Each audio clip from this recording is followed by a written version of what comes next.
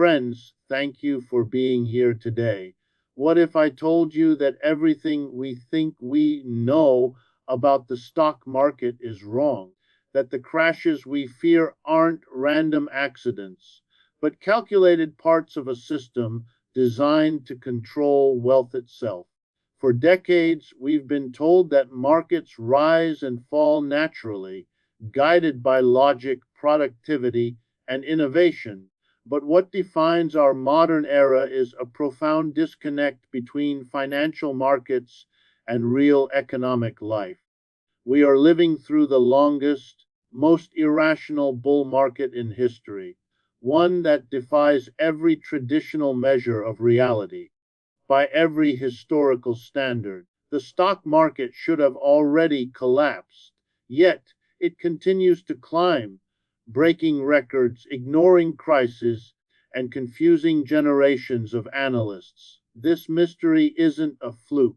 The market isn't acting this way by accident, it's acting this way by design. Take Warren Buffett's favorite valuation tool, the Buffett indicator. It compares the total value of all stocks to the nation's GDP.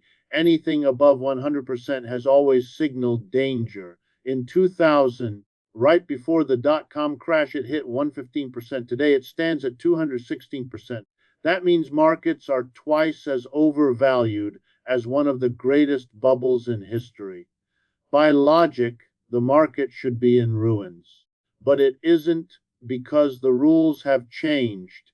Even the top companies that drive the market are absurdly overvalued. The average price to earnings ratio in the S&P 500 is around 66. That means investors are paying 66 for every $1 of profit, the financial equivalent of paying 66 for a Wonder hamburger. It's madness. And yet, people keep buying because the system encourages it. Even Warren Buffett himself isn't buying. He's sitting on record piles of cash, not because he lost faith in capitalism, but because he knows the game has been rigged.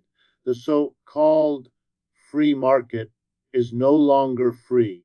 It's a managed system, a controlled demolition disguised as growth. For most of modern history, markets followed predictable cycles: optimism, greed, panic, and correction. But today, that pattern is gone. The market doesn't crash when it should, it crashes when it's allowed to. The timing of booms and busts has become strategic, not economic. There are now two markets, the one you see and the one you don't.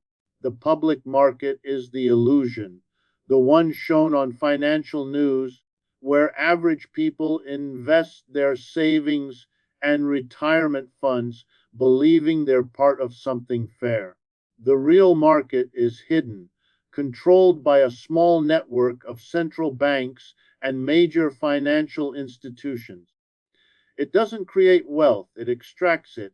This hidden system runs on artificial fuel, massive government spending, endless borrowing, and the quiet destruction of currency value. Every year, the US government spends trillions more than it earns, borrowing and printing money to fill the gap. That money doesn't go to the public. It flows straight into corporate profits, artificially inflating stock prices. This isn't an accident. It's a strategy, a deliberate decision to maintain American dominance by spending whatever it takes. The result, a market inflated not by productivity, but by policy. And there's another layer, the devaluation game. When governments print too much money, every dollar becomes worth less. Inflation rises, and ordinary people pay the price. But the wealthy, the ones holding assets, benefit. They're not betting on company growth. They're betting against the dollar itself. They buy stocks not because companies are great, but because money is dying. To sustain this illusion, powerful mechanisms are used to control the system. Quantitative easing, or QE, is one of them. It's presented as an effort to help the economy, but in truth, it's one of the largest wealth transfer programs ever created. The newly printed money goes directly into financial markets, inflating the value of assets owned mostly by the rich. Even worse, the banks that know the Fed's buying schedule profit from it, buying assets before the Fed does, then selling them back at higher prices. If a private citizen did this, it would be insider trading. When the government and its partners do it, it's called monetary policy. When these bubbles grow too obvious, controlled crashes are triggered, wiping out small investors while the big players consolidate power. We saw it in 2000, in 2008, and in 2020. Each time the public loses and the insiders walk away richer. Beneath it all, the market's infrastructure itself is rigged. High frequency trading algorithms manipulate micro movements in prices, skimming profit from every transaction. Half of all trades now happen in dark pools, private exchanges hidden from public view, where big institutions trade in secret.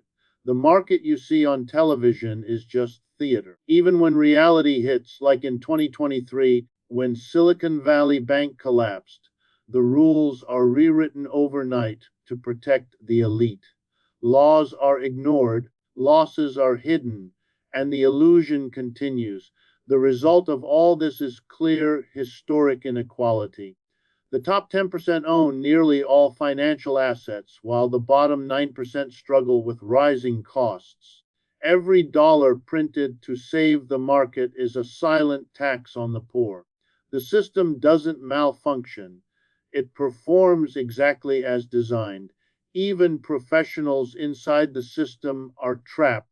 Fund managers, economists, and analysts all know the market is broken, but if they act on that truth, they lose their jobs. So they stay quiet, playing along with the lie, hoping to survive long enough to profit before it all collapses.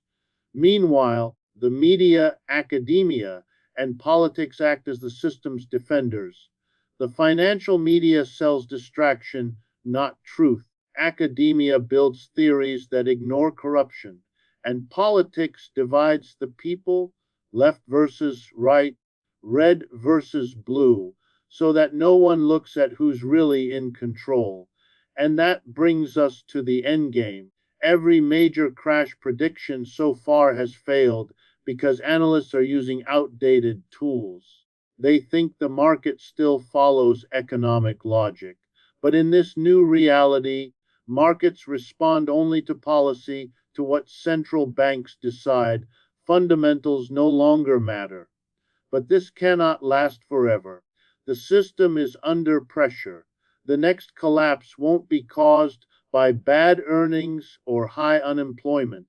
It will come when the controllers decide it's more profitable to let it fall, when breaking the market serves their interests better than sustaining it.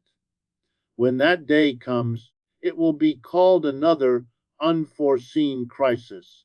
But the truth is, it will be the most predictable event in modern history. Because in a system built on manipulation, collapse isn't a failure, it's the final move in the plan.